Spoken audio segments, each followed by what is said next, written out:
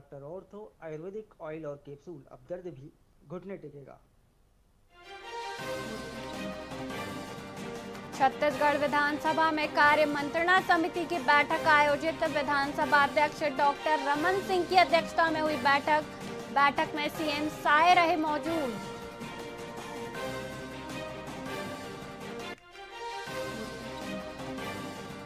रायपुर में मनाई गई गाडगे बाबा की 150वीं जयंती। सीएम विष्णुदेव साय कार्यक्रम में हुए शामिल। सीएम साय ने संत गाडगे बाबा को दी श्रद्धांजलि।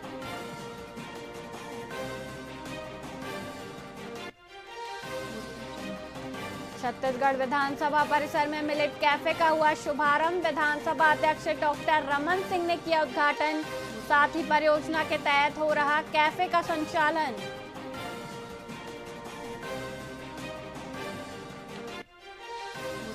अंबिकापुर में पीलिया का प्रकोप। नवागढ़ इलाके में 42 मरीज मिले। स्वास्थ्य विभाग ने लगाया जांच शिविर।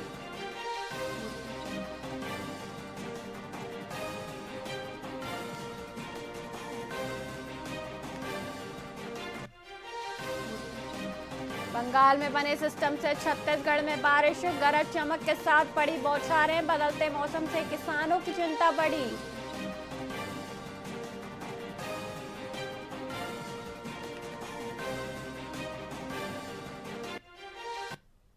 नमस्कार, आप देख रहे हैं वीआईपी न्यूज और मैं हूं वैशाली श्रीवास्तव। आइए रुक करते हैं खबरों की ओर।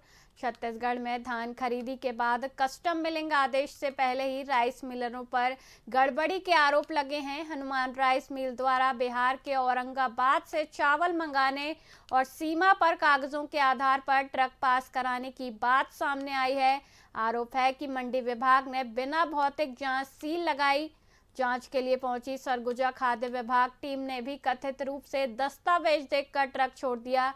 वहीं मामले में विभागीय सांठगांठ के आरोप लग रहे हैं। जिला खाद्य अधिकारी से स्पष्टीकरण की मांग की जा रही है। देखो हमरा नहीं पढ़ल है, देख लो पढ़ लो।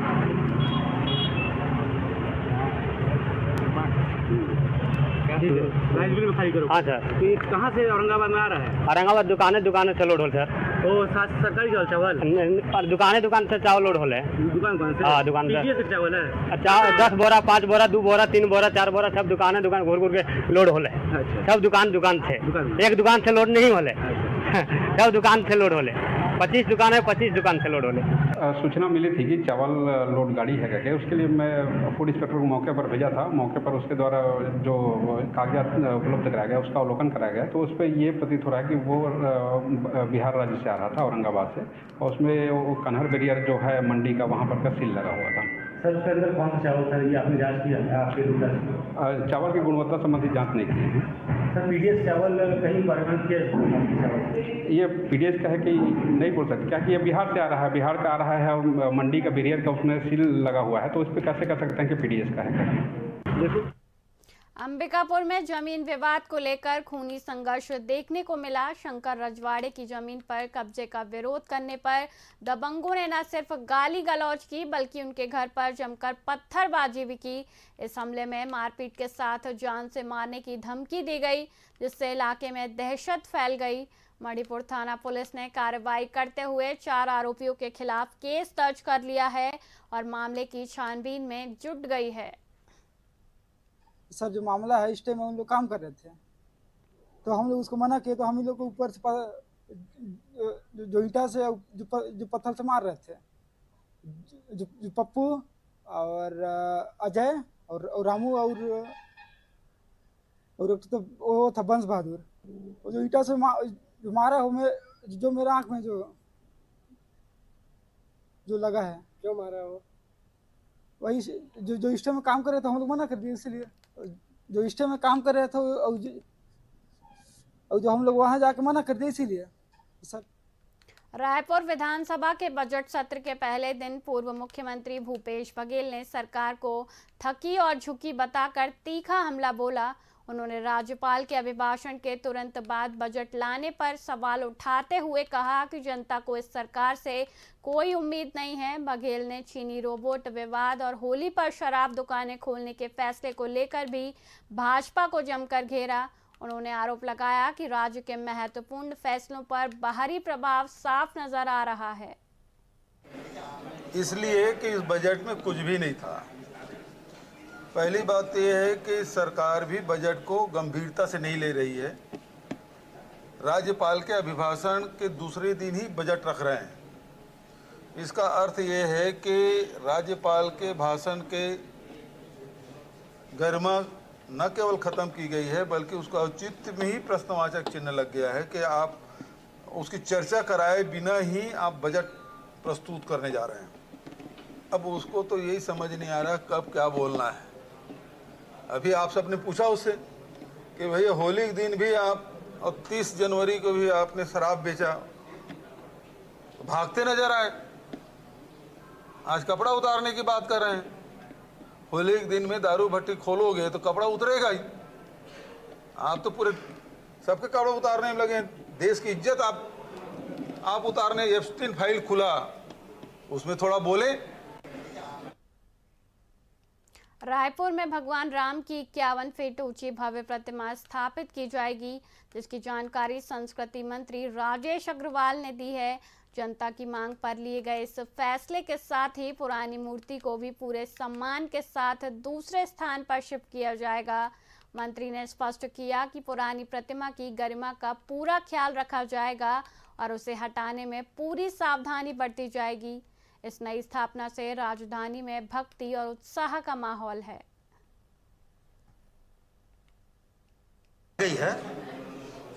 अब जो मूर्ति पहले से लगी हुई है उसको एक तो हटाना है, तो हमारे धर्माचार्यों से पूछ के कब उसको हटाना और कब इस मूर्ति को स्थापित करना, क्योंकि जनता की बहुत बड़ी मांग थी, जनप्रतिनिधियों की मांग थी कि जो मूर्ति लगी हुई है वो प्रभु श्री राम टाइप की नहीं दिखती है। तो शासन ने निर्णय लिया था, मूर्ति आ गई है। जैसे ही हमारे धर्माचार्यों से इजाज़त मिलेगी उस मूर्ति को हटा के नई मूर्ति की स्थापना कर दी जाएगी। पुरानी मूर्ति का सर क्या आप कहेंगे, कैसे होगा वो? देखिए, उसको भी स्थापित तो भगवान राम के रूप में किया गया था, तो उसको भी हम कहीं ना कहीं अच्छी जगह पर स्थापित ही करेंगे। और इसीलिए उसमें लगाने में विलम्ब लग रहा है कि उस मूर्ति को हटाने जो हम वहाँ से निकालेंगे तो उस मूर्ति को भी किसी प्रकार का नुकसान न हो, इसको ध्यान में रखते हुए उसको शिफ्ट करेंगे और कहीं अच्छी जगह में उसको स्थापित। रायपुर विधानसभा में आर्थिक सर्वेक्षण पेश करते हुए वित्त मंत्री ओपी चौधरी ने राज्य की तरक्की की नई तस्वीर दिखाई है। अगले साल प्रदेश की अर्थव्यवस्था में 11.57% की शानदार बढ़ोतरी का अनुमान है, जिससे राज्य का कुल बजट आकार 6.31 लाख करोड़ रुपए तक पहुंच सकता है। खेती, उद्योग और सेवा क्षेत्र में रिकॉर्ड तेजी आने की उम्मीद है, जिससे हर छत्तीसगढ़ी की सालाना औसत आय बढ़कर लगभग 1,80,000 रुपए हो जाएगी।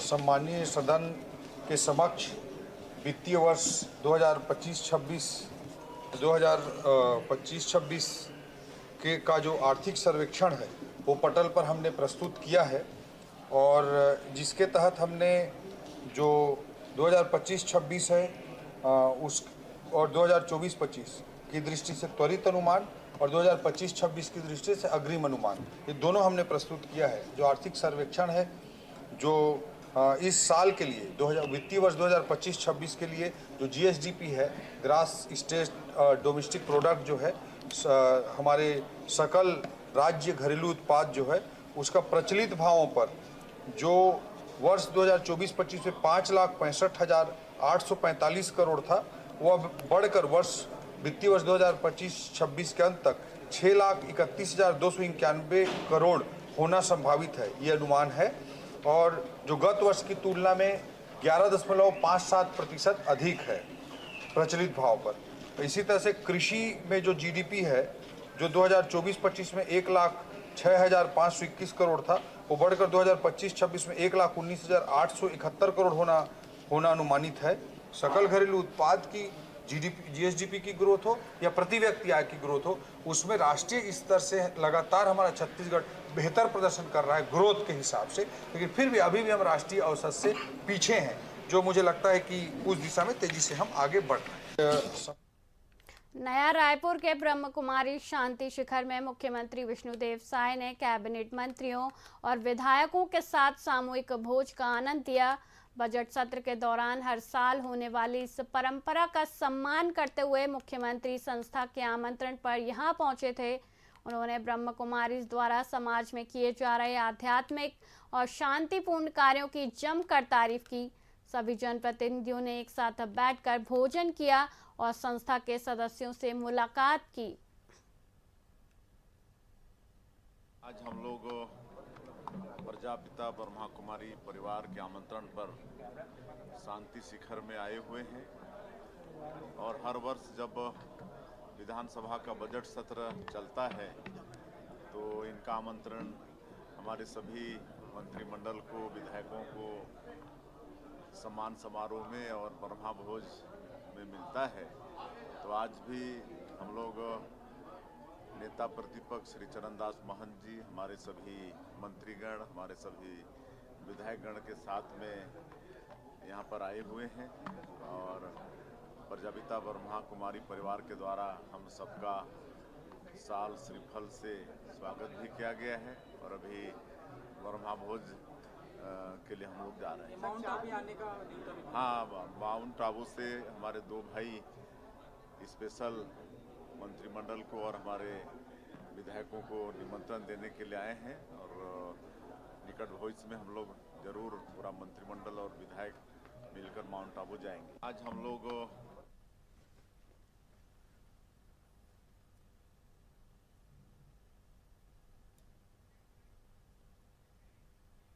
फिलहाल के लिए इतना ही। मुझे दीजिए इजाजत। देखते रहिए VIP न्यूज़। नमस्कार।